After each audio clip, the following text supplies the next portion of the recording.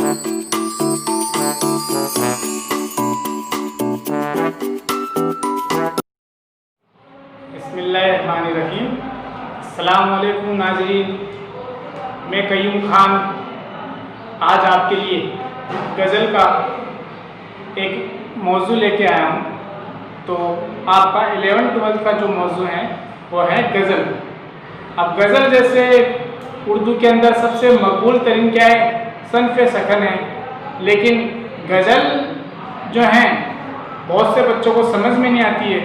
अब आपने बहुत बार देखा होगा, बहुत सारे मुशायरे होते हैं, बहुत सारे महफिलें होती हैं, उनके अंदर क्या है सबसे ज़्यादा गज़ल का इस्तेमाल किया जाता है, क्योंकि गज़ल जो है उर्दू अदब की सबसे मशहूर जो है सन्फ़े सकन है।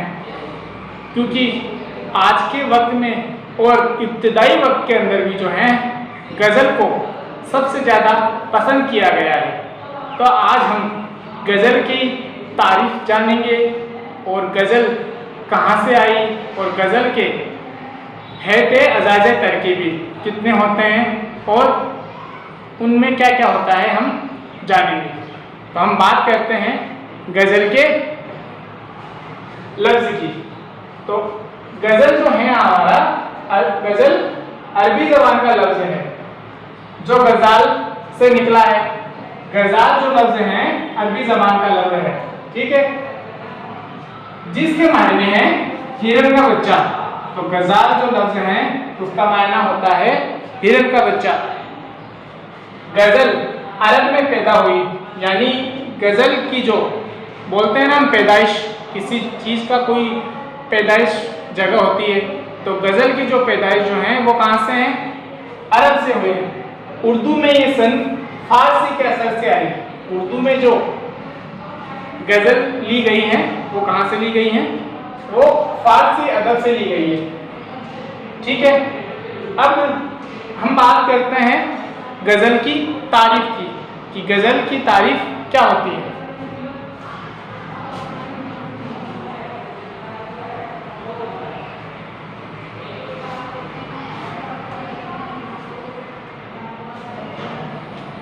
गज़ल की तारीफ़,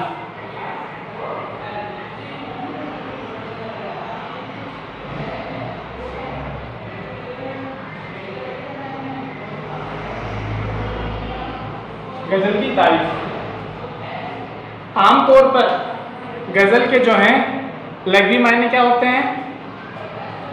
गज़ल के लग़वी मायने होते हैं औरतों की तारीफ़ करना या औरतों से बात करना। अब इसके साथ में क्या होता है, जैसे कि गज़ल के लग़वी मायना जो होता है क्या होता है,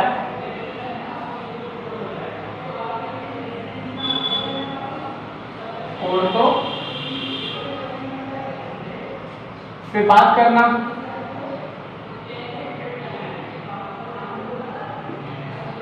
या औरतों की बातें करना।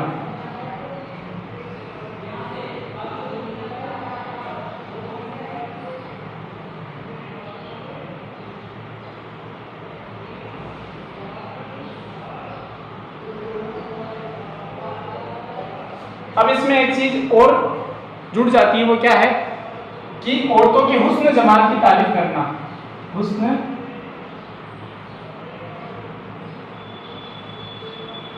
जमाल की तारीफ करना।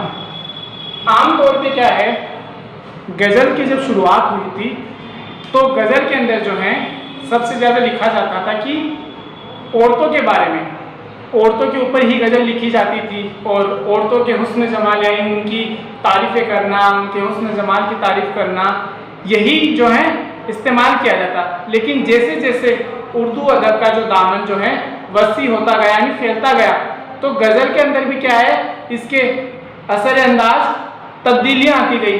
और तब्दीलियाँ क्या थी कि इब्तदाई ज़माने में जहाँ गज़ल जो है सिर्फ औरतों पर ही लिखी जाती थी, लेकिन वक्त के साथ में इसमें जो है तब्दीलियां क्या है जो है वो गजल जो है वक्त के साथ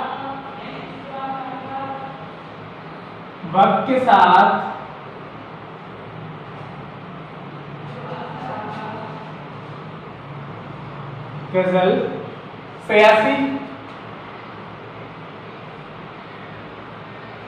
ठीक है, समाजी,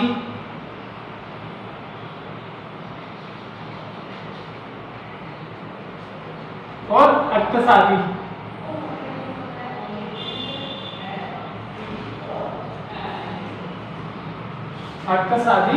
वगैरह वगैरह उन्वान पर भी जो है लिखे जाने लगे।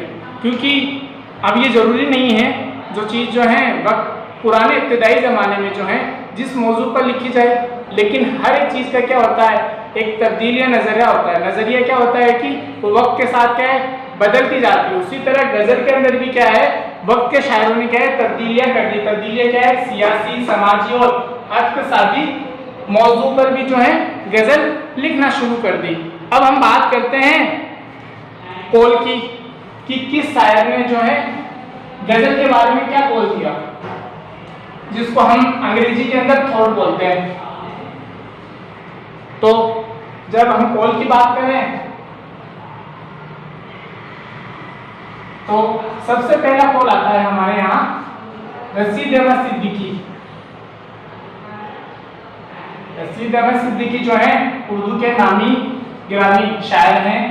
रशीद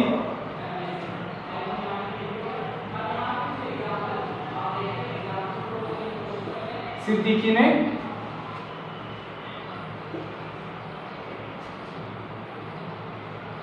गजल को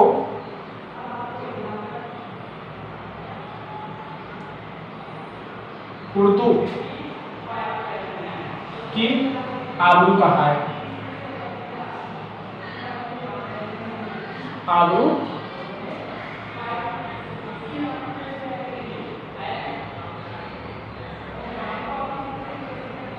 यानी उनका कहने का मतलब ये था कि गजल के बगैर हम उर्दू का तसव्वुर नहीं कर सकते। यानी उर्दू को गजल के बगैर देखिए तो वो बात होती है कि बॉडी बिना रूह की होती है ना, जैसे हमारा जिस्म जो होता है वो बिना रूह के, उसी तरह अगर हम उर्दू के अंदर से गजल हटा दें तो जो है फिर उर्दू की मकबूलियत एक कुछ दायरे में रह जाएगी। यानी इसको कोई पसंद इतना नहीं करेगा जितना गजल के मायने इसको पसंद किया जाता है।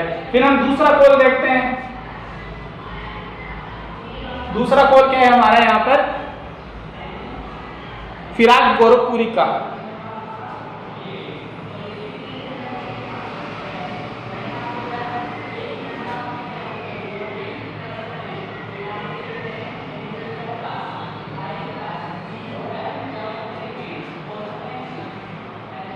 फिराक गोरखपुरी ने क्या कहा गजल के लिए कि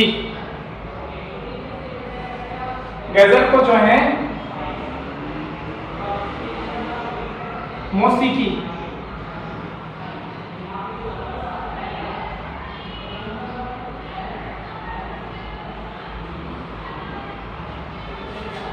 का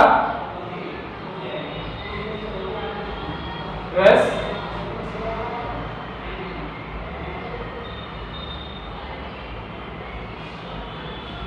करार दिया। यानी उन्होंने जो है मौसीकी जो होता है हमारा फन होता है, जिसको हम अंग्रेजी के अंदर एंटरटेनमेंट भी कहते हैं, तो उसका रस यानी गज़ल में जो है हम आज के वक्त में अगर देखें बहुत सारी जो हैं ऐसी फिल्में बनती हैं, मूवी बनती हैं, गाने बनते हैं जिनमें गज़लें और शायरियाँ क्या है इस्तेमाल की जाती है। तो क्या है इससे इस लिहाज से क्या है ये मौसीकी का रस कहा गया है इसे फिराक गोरखपुरी में। अब ये तो हुई बात कौल की। अब हम बात करते हैं गज़ल के अजाइज़ तरकीबी की। यानी गज़ल के जो है हेड के एतबार से गज़ल के कितने अजाइज़ तरकीबी होते हैं।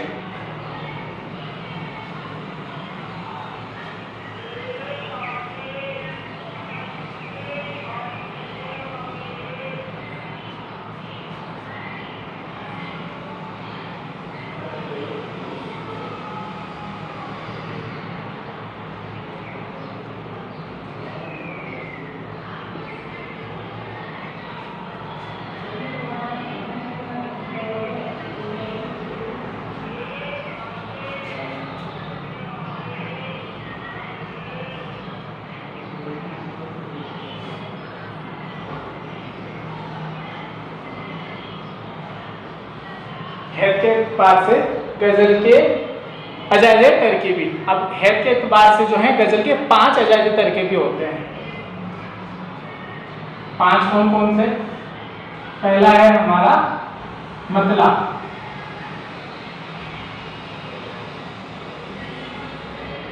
ठीक है, और दूसरा है हमारा रदीफ,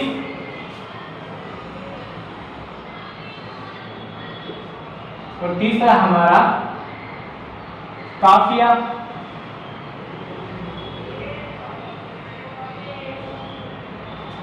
और चौथा है हमारा बहर, और पांचवा है हमारा मक्ता।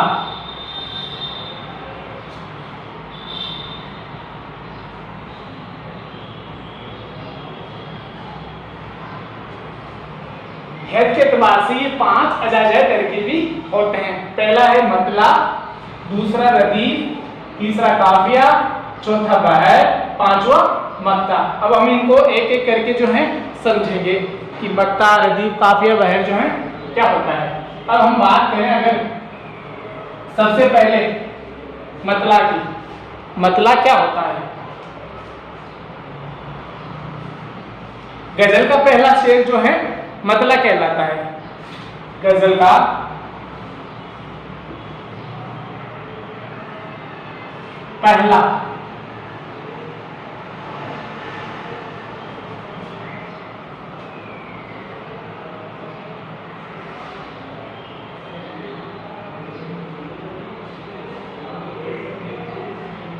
पहला शेर मतला कहलाता है।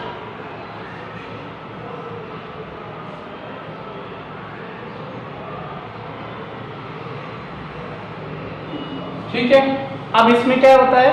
जिसके दोनों मिसरे हम रदीफ और हम काफिया होते हैं, जिसके दोनों मिसरे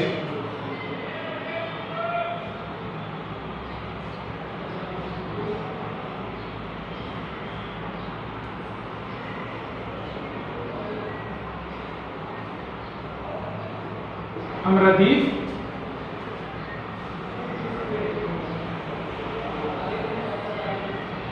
हम काफिया होते हैं। ठीक है, अब इसके अंदर जो है इसको अगर समझना है, अगर इसके अंदर एक चीज रह गई है, वो क्या है कि गजल का दूसरा शेर भी क्या है? मतला हो तो वो हुस्न मतला शानी कहते हैं। अगर गजल का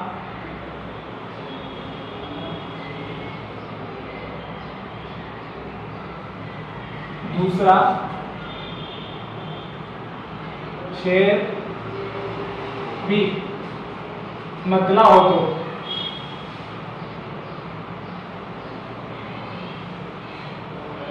तो उससे क्या कहेंगे? मतला शानी, हुस्न मतला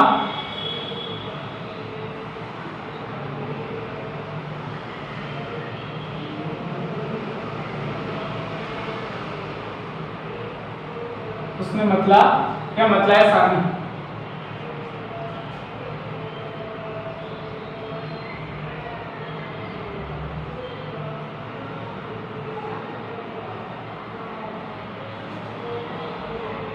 कहते हैं। ठीक है, ये हुआ हमारा मतला। मैं एक बार फिर से आपको जो है दोबारा बता देता हूँ। गजल का पहला शेर क्या कहलाता है? मतला कहलाता है, जिसके दोनों मिसरे हम रदीफ और हम काफिया होते हैं। और गजल का दूसरा शेर भी अगर मतला हो तो ये समझने वाली चीज है, तो वो उसे क्या कहेंगे? उसने मतला या मतला शानी। ये हुआ हमारा मतला। अब हम बात करते हैं रदीफ की।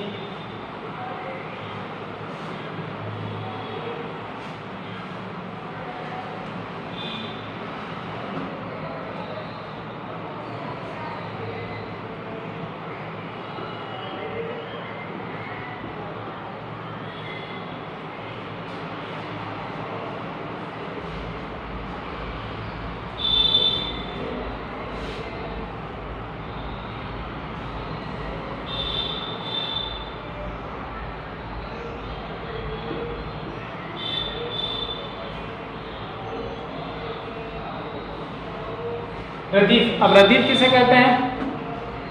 रदीफ जो है आपका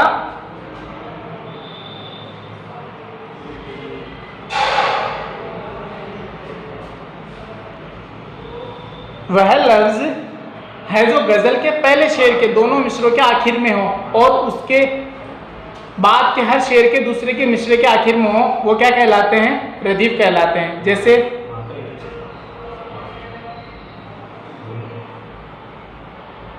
वह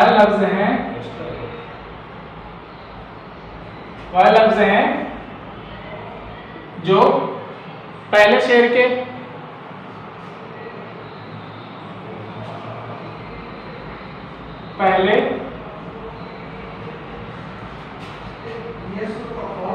पहले शेर के दोनों मिसरों के आखिर में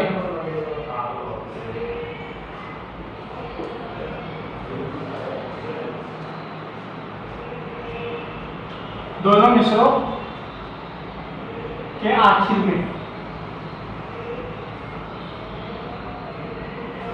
में, ठीक है। और उसके बाद के हर शेर के दूसरे मिसरे के आखिर में हम शक्ल अल्फाज के तौर पर आए और उसके बाद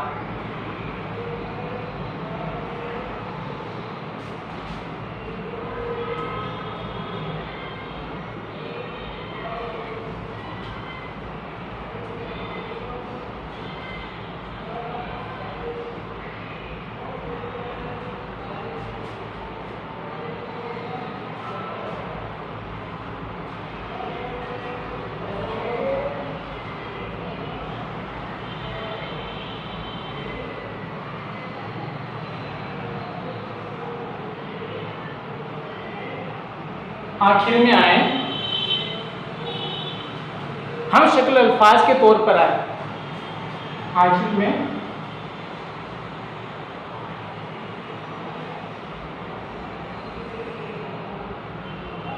हम शक्ल अल्फाज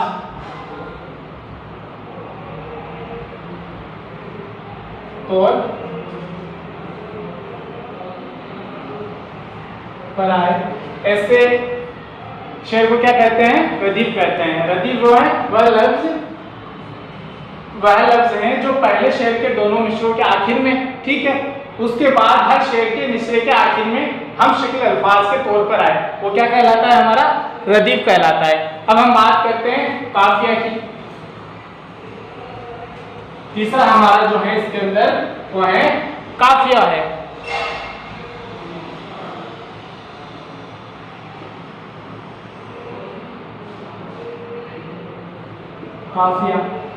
काफिया का मायना क्या होता है? काफिया का मायना होता है पीछे आने वाला। इसका मायना होता है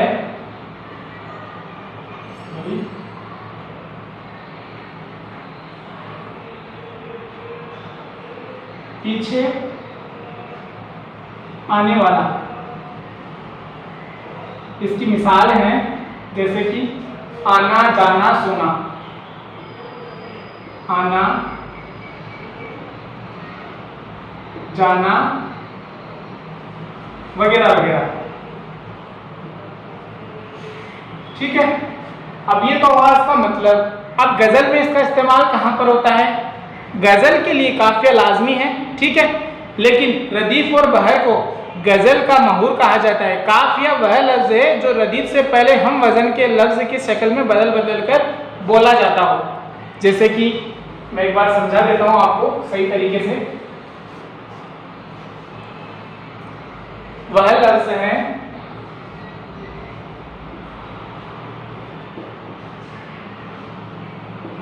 है जो रदीफ से पहले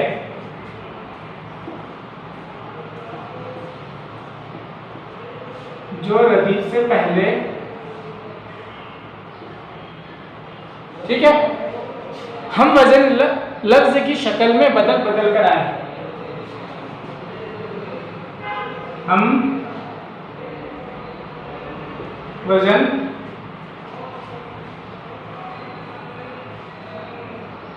लफ्ज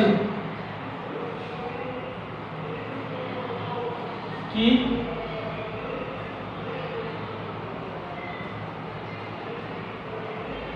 शक्ल में बदल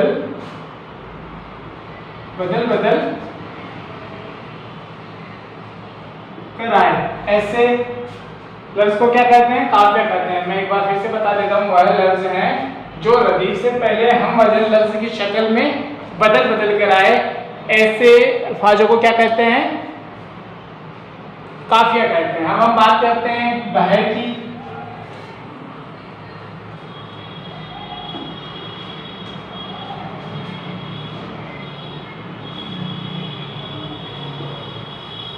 ठीक है,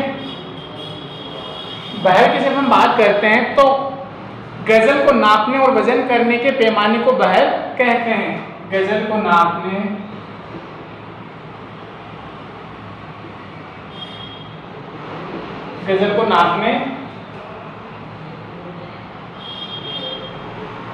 और वजन करने के पैमाने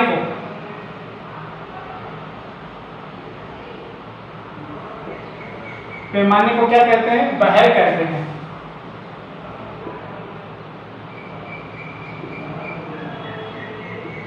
यानी गजल किस मौजू पर लिखी गई है और गजल के अंदर जिन लफ्जों का इस्तेमाल किया गया है वो कैसे हैं और गजल के अल्फाजों की जो सहूलियत है वो कैसी है। तो यह अगर किसी को नापना हो गजल के अंदर तो वो बहर का इस्तेमाल करेगा।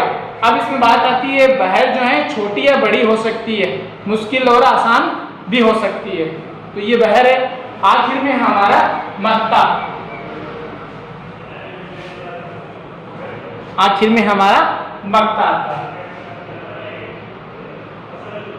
ठीक है,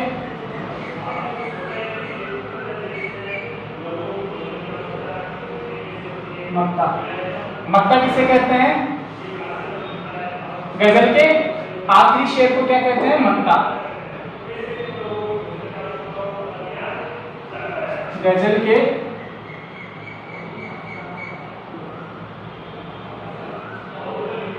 आखिरी शेर को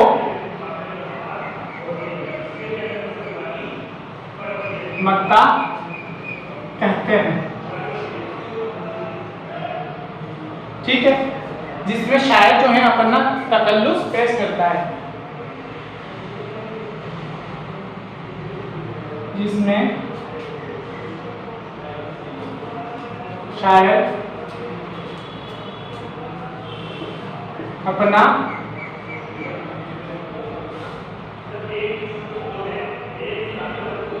तकल्लुस पेश करता है। ठीक है, ये हुआ हमारा मक्ता। अब हम बात करते हैं तकल्लुस की। तकल्लुस किसे कहते हैं? शायर का वह छोटा से छोटा नाम जिसके अंदर शायर अपनी शायरी लिखता हो, उसे क्या कहते हैं? तकल्लुस। तो आज हमने पढ़ा गजल के बारे में, गजल क्या होती है, गजल की तारीफ और गजल की इब्तिदा कहाँ से हुई, शुरुआत कहाँ से हुई। फिर हमने बात की गजल की अजाज़े तरकीबी। गजल के अजाज़े तरकीबी कितने होते हैं? 5 होते हैं। तो अगर आप आसानी से जो है अगर इसको समझेंगे और पढ़ेंगे तो ये गजल आपको बहुत समझ में आ जाएगी। ठीक है, तो आज हम जो है हमारा गजल का जो मौजू है वो यहीं पर जो है ख़त्म करते हैं। इंशाअल्लाह मिलेंगे हम हमारे अगले मौजू के साथ। तब तक के लिए खुशामदीद और शुक्रिया। अल्लाह हाफ़िज़।